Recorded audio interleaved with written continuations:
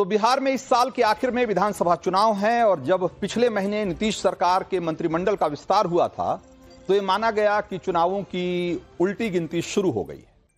अब जब पंडित धीरेन्द्र कृष्ण शास्त्री उर्फ बागेश्वर बाबा या बागेश्वर सरकार कथा के लिए बिहार पहुंचे हैं तो ये माहौल और भी गर्मा गया। बागेश्वर सरकार की कथा उसी गोपालगंज जिले में हो रही है जहां आरजेडी सुप्रीमो लालू का पैतृक गांव है। और इत्तेफाक देखिए कि लालू यादव ने जहां से जाति की राजनीति का दांव आजमाया, सीखा और उसे लागू किया, बाबा वहीं मंडप लगाकर हिंदू एकजुटता का शंखनाद करने में जुट गए। बागेश्वर सरकार अपनी कथा में कह रहे हैं कि भारत में हिंदू राष्ट्र की हुंकार सबसे पहले अगर कहीं से उठेगी तो बिहार से उठेगी। बाबा बागेश्वर की इस बात से आरजेडी की बेचैनी बढ़ी हुई। पहले बागेश्वर सरकार का बयान सुनिए और फिर बताऊंगा कि उनकी कथा से उठ रही हिंदुत्व की हुंकार किस तरह बिहार की सियासत को झकझोर रही। हिंदू राष्ट्र की आवाज कहीं से अगर उठेगी तो सबसे ज्यादा बिहार से ही पहले उठेगी। हाँ, ये पक्का है, ये हमारा भरोसा है, निजी कॉन्फिडेंस। बल्कि बहुत लोगों को बिहार आने पर, हमारे आने पर बहुत पेट दर्द होता है। हम किसी पार्टी के प्रचारक नहीं हैं, हम हिंदुत्व के विचारक हैं। हमारे तन में जब तक प्राण रहेंगे तब तक हम हिंदुओं के लिए जिएंगे और हिंदुओं के लिए मरेंगे। तो बागेश्वर सरकार ने पहले ही दिन की कथा में जब खुद को हिंदुत्व का प्रचारक और विचारक बताया तो पूरी की पूरी आरजेडी बौखला उठी। आरजेडी विधायक मुकेश रोशन इसे प्रवचन की जगह राजनीतिक बयानबाजी बता रहे हैं और सीधे बिहार चुनाव से जोड़ रहे हैं। जब जब चुनाव होता है तो बाबा ताबा करने के लिए क्या आते हैं बिहार? बाबा कोई भी नहीं आए, यहाँ सामाजिक उन्माद फैलाने के लिए लोग आते हैं और ये लोग दंगाई पार्टी के सदस्य हैं, प्रचारक हैं लोग। तो लालू कुनवे के करीबी और आरजेडी के दूसरे विधायक हैं भाई वीरेंद्र, वो इनसे एक कदम और आगे निकल गए। एक बार उनको भी सुनना चाहिए। उन्होंने क्या कहा? उन्होंने कहा कि इन सभी बाबाओं के पीछे एक ही बाबा है और वो है मोदी बाबा। वही इन बाबाओं को बिहार भेज रहे हैं। आरजेडी के नेता ऐसे बयान क्यों दे रहे हैं? उनकी चिंता, उनके डर को समझिए जरा। बाबा बागेश्वर के लिए बिहार के लोगों में कैसी दीवानगी है, इसका नजारा आरजेडी पहले भी देख चुकी और कई मौकों पे देख चुकी। करीब 2 साल पहले मई में पटना में उनकी कथा हुई थी तो उनके दर्शन और प्रवचन सुनने के लिए इतनी भीड़ उमड़ आई थी कि उसे काबू करना मुश्किल हो गया था। हालात ये हो गए थे कि बाबा को वहां ऐलान करना पड़ा कि भाई लोग धैर्य रखो, सितंबर में फिर बिहार आऊंगा। बागेश्वर सरकार गए तो वहां भी उनके भक्तों का रेला उमड़ गया।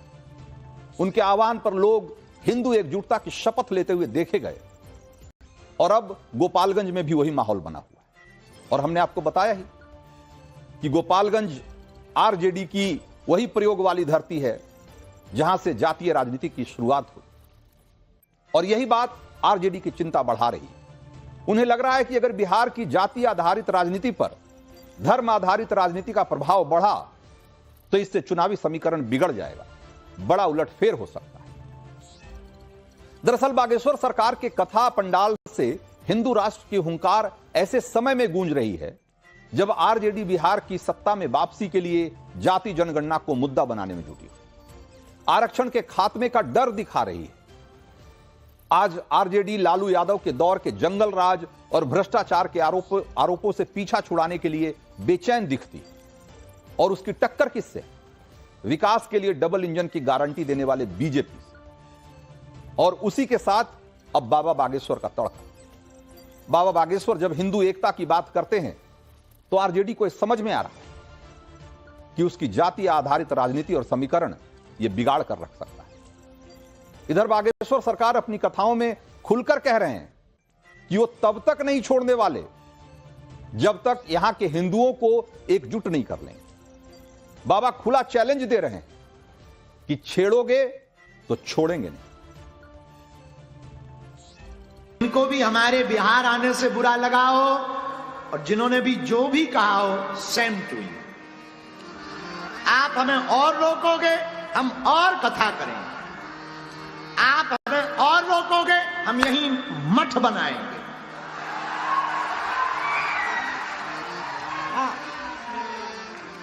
आप हमें फिर रोकोगे, हम यहां मकान बनाएंगे। और आप अगर हमें फिर रोकोगे, मरेंगे तो फिर बिहार में जन्म लेंगे।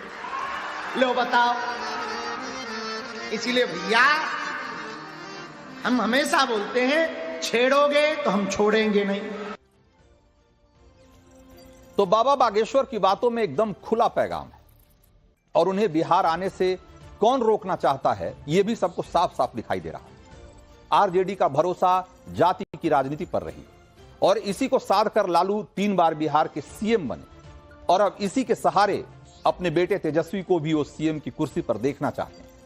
लेकिन बिहार में बागेश्वर सरकार जिस तरीके से हिंदुत्व की अलख जगा रहे हैं, आरजेडी को अपना सियासी दांव हल्का पड़ता हुआ दिख रहा है। गोपालगंज में 10 मार्च तक बागेश्वर सरकार की कथा है और इसके बाद वो बांका में कथा करेंगे और वैशाली में कथा करने का वादा वो गोपालगंज आने से पहले ही कर चुके, यानी कि 3 बड़ी कथाओं का पहले ही से प्लान हो चुका है। और उसके बाद बाबा का ये तेवर, बाबा के मूड से आरजेडी को यह चिंता जरूर सता रही है कि बिहार में उनकी कथाओं का सिलसिला कहीं विधानसभा चुनाव तक न चलता रहे और इसीलिए आरजेडी उन पर हिंदू मुसलमान करने का आरोप लगा रही है और मांग कर रही है कि बिहार में उनकी एंट्री बैन कर दी जाए और नीतीश सरकार उनकी एंट्री बैन करे। बिहार का मुस्लिम वोट बैंक लालू के समय से ही आरजेडी का वोट बैंक रहा है, जबकि हिंदू वोट बैंक जातियों में बटा हुआ है। उनके वोट भी जातियों के नाम पर पड़ते हैं और देश के सबसे बड़े राज्य यूपी में भी कमोबेश हिंदू वोट बैंक इसी तरीके से बिखरा हुआ था। सीएम योगी ने बटोगे तो कटोगे का नारा दिया तो यही वोट बैंक बहुत हद तक एकजुट हुआ और जिसका बड़ा असर यूपी में 2022 के विधानसभा चुनाव से लेकर 2024 के लोकसभा चुनाव के नतीजों पर भी दिखा। बागेश्वर बाबा भी कथा से भी हिंदू समाज में बटोगे तो कटोगे का संदेश दे रहे हैं।